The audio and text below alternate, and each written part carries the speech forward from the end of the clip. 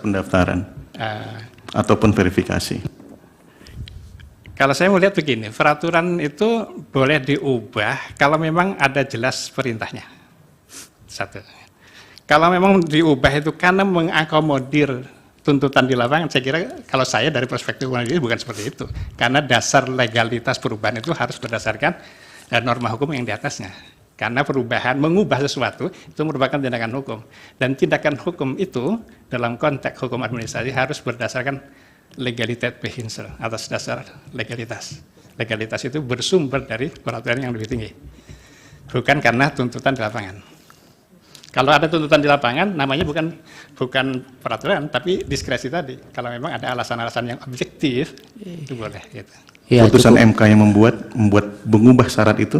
Tidak ada diskusi Pak, nanti tidak akan ketemu kalau Anda akan. Ya. Silakan Pak Repli, satu pertanyaan yang belum terjawab katanya. Saya mengatakan kan keputusan penetapan ini dianggap melanggar hukum administrasi karena ahlinya hukum administrasi. Dan dalam konteks pemilu kita tahu bahwa hal seperti ini bisa disengketakan ke Badan Pengawas Pemilu.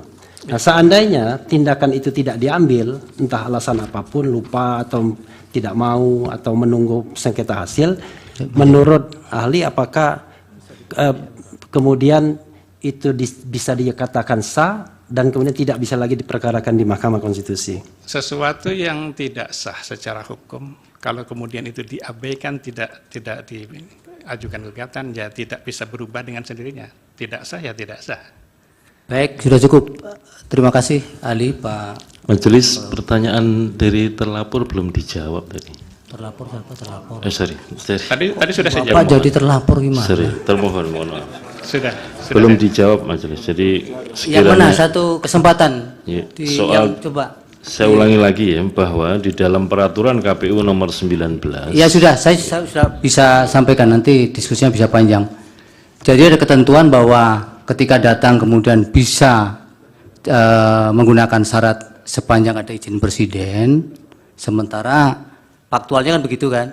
Apakah kemudian ada kesalahan dari pihak KPU ternyata bahwa terhadap pejabat yang seharusnya ada izin dan izin itu sudah dikantongi, kemudian tidak diterima oleh KPU?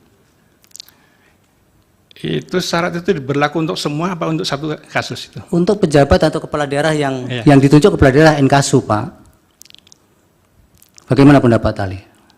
Kalau saya dalam konteks ini tentu merujuk pada putusan MK itu yang mensyaratkan secara yang sudah ditentukan itu.